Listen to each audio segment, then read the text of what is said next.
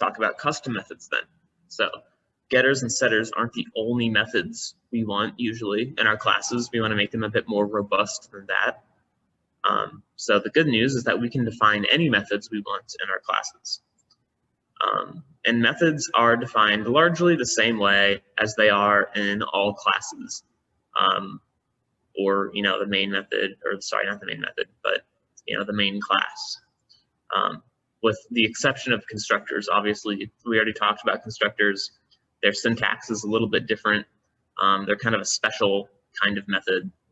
But yeah, you're just gonna put the access indicator, public, protected, private, the return type. In this example, it's a Boolean, either true or false, and then the method name, which I've called is an animal. And obviously, the reasoning behind this, it's just kind of a dumb little example from our class. Obviously, if we're making an object that is an animal, it's going to be an animal. So if you're asking, is it an animal, then it's just going to return true. This is an animal.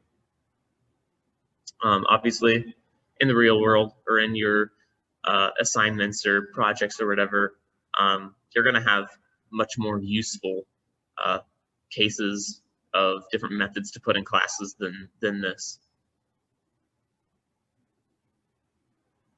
So calling methods, we've kind of gone over how to make the methods within the class. Now we're going to talk about how to call those methods from other classes. So class methods must be called in association with an object of that class. And they're called in a different class, whatever class the object that you're talking about has been instantiated in. So to do this, we use the dot operator. So what this does, you might have seen it in the previous examples. Basically, you take the object name, the name of whatever object you're wanting to call the method for, right? Because you can't just call the method for the class as a whole. Because remember, the class is just a blueprint. There's not actually anything there. It's just kind of instructions.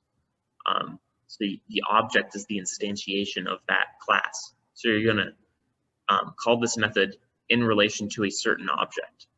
So you're going to call the object name dot, just a period, and then you're going to call the method name, and then parameters in the parentheses if your method takes them. And then obviously your semicolon, which this is pseudocode, so I didn't put it in here, but you should always have semicolons or else your program won't work. So other than the object name dot part, it works just the same as calling a function within the same class, where you just have, or when I say function, I mean method. You have the method name, parentheses, and then the parameters within those. And then, yeah, the object name is only used because we're calling a method in a different class of the class of whatever the object is. Cool. So let's do a little bit of practice. What will be the output of this code snippet and why?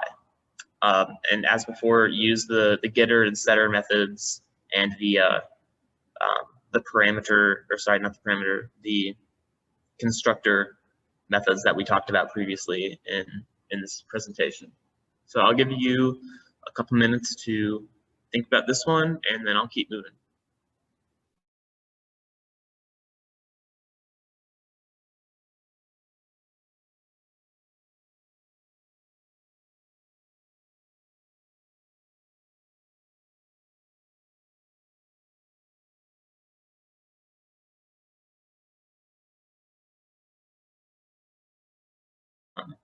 So I'll go over it. So remember that the setter methods update the contents of the variables, while the getter methods are called, the getter methods are going to return the contents of the variables. And in this case, they're called within the print calls. And we can do this since the return types are integer and string. Nice thing about Java, you can just kind of append the the return from these functions right into that string that you're printing out. It's pretty handy. So the answer here is that animal 1 species is fish, animal 1 lifespan is 55, animal 2 species is giraffe, and animal 2 lifespan is 70.